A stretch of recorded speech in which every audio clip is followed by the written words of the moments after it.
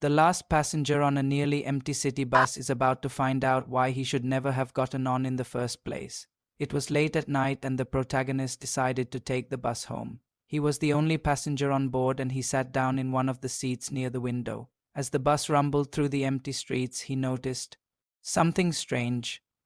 Every time the bus stopped, one of the passengers got off, but their shadow remained seated. At first, he thought nothing of it. People do weird things, get off the bus at the wrong stop. But when it happened again and again and all the seats started filling up with these lingering shadows, he began to feel uneasy. But there was something. Even stranger, none of the shadows spoke.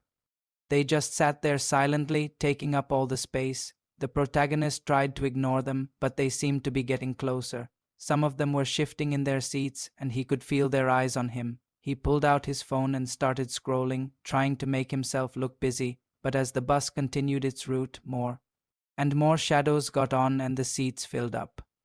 Now the protagonist was surrounded by these silent, motionless figures. He tried to call for help, but as soon as he opened his mouth, a cold wind swept through the bus, rustling the empty seats. Then the hands of the shadows started moving. They slowly reached up, clawing at him from all sides. The protagonist screamed, scrambling back as far as he could.